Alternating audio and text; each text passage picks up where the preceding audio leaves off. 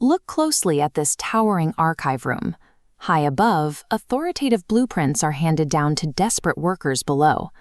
In the modern tech industry, UX and product teams operate under exactly this kind of intense pressure. They have to de-risk new features and justify million-dollar product decisions to their stakeholders. To find that justification, they often take an industry shortcut, relying on elite academic HCI research. HCI stands for Human-Computer Interaction, and top-tier papers from conferences like CHI, the Conference on Human Factors in Computing Systems, are frequently treated as authoritative blueprints for commercial success. The operating assumption here is straightforward. If a paper has survived the brutal gauntlet of rigorous academic peer review, its mathematical foundation and underlying data are assumed to be entirely sound. But building a software feature based on an unverified academic premise carries extreme operational risk. You are staking engineering hours, design resources, and corporate capital on a conclusion that your team has never actually tested. Trusting the polished abstract of a published paper without independently verifying the underlying data is a massive, hidden liability for any tech company. This sorting machine illustrates a recent audit. Researchers evaluated 9,435 CHI papers published between 2007 and 2024 to test their computational claims. The drop-off is staggering. Out of nearly 10,000 papers, only 1%, exactly 76 studies, attempt to share their data and analysis code. Landing in that top 1% is only the first hurdle. Sharing a dataset doesn't guarantee the math works. When researchers tried to execute the code for those 76 papers, only 37 were fully reproduced. That's less than half the shared batch. This leaves us with a stark reality. 99% of elite HCI research cannot be computationally verified. Industry teams are forced to ask themselves if the academic literature they rely on is an actual blueprint or just an expensive mood board. This oversized ledger represents the root cause of these failures. When academic datasets fail to run in the real world, the issue is rarely outright fraud.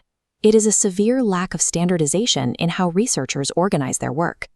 The first major roadblock engineers hit when downloading an academic repository is the missing codebook.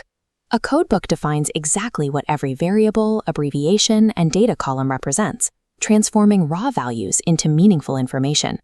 Take a look at this hand-drawn data table. Without a codebook, you are staring at blank column headers, unlabeled variables, and mystery data columns. For a UX engineering team trying to validate a study, this is paralyzing. They are forced to rely on pure guesswork, attempting to blindly map raw, unlabeled coordinates to the grand claims published in the paper. Without a codebook, the data is just noise. The scientific certainty the UX team sought completely evaporates before they even write a single line of their own code. Even if the data is labeled perfectly, the next layer of failure hits when a team attempts to actually execute the researchers' provided Python or R analysis scripts. Python and R are the standard programming languages used to process heavy statistical data. It's like this system of brass gears. The code might look solid, but broken file paths or missing subsets of data act like a missing gear tooth, causing the entire script to instantly fail. This is compounded by the heavy use of OS-specific packages. These are software libraries hard-coded to work only on one specific operating system, meaning a script built on a researcher's personal Windows laptop will often break on a modern enterprise Mac. In a corporate environment, this academic sloppiness translates directly into hard business costs. What an engineering team budgets as a quick afternoon verification rapidly devolves into a 25-hour debugging sinkhole. Relying on poorly formatted academic code takes a theoretical time-saving shortcut and turns it into a massive hidden resource drain. The most insidious problem hidden in these shared repositories goes beyond simple broken links. It is the presence of non-executable, undocumented custom functions. This mechanical box illustrates the problem. These custom functions act as a black box. Data goes in and conclusions come out, but the thick smoke inside completely obscures how the math was actually calculated, preventing any independent scrutiny.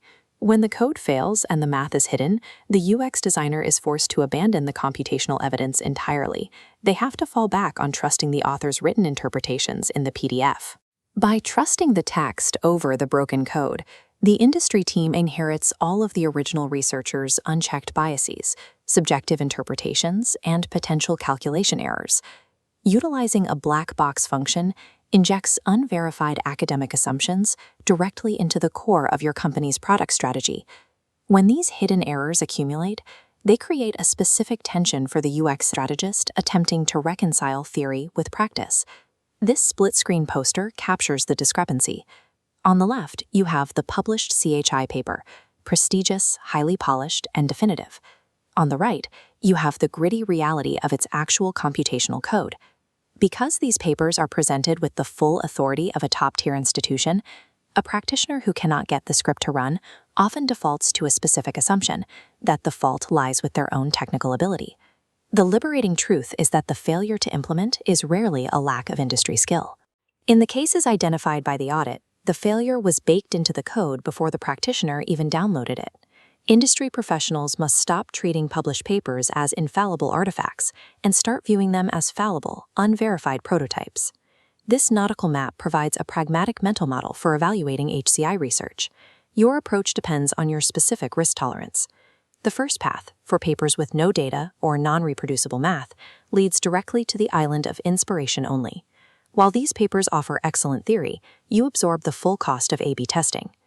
The alternative path is for perfectly executable code and fair repositories, findable, accessible, interoperable, and reusable, leading to the golden blueprint port. Fair compliant papers provide verified data frames.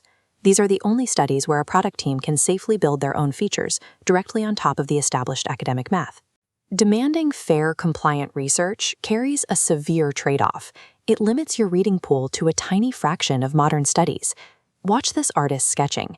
For exploratory designers focused on top-of-funnel ideation, read widely, but treat any non-reproducible paper strictly as an unproven hypothesis. For UX researchers tasked with optimizing core conversion metrics, the rule is strict. Never present a standard academic paper as definitive proof to your stakeholders. A paper only crosses the threshold from theory into proof when your internal engineering team has specifically downloaded the repository and reproduced the exact results themselves. Reproducibility is the minimum threshold of research credibility. Without the ability to recompute the claims, a paper functions as an interesting suggestion rather than a reliable blueprint.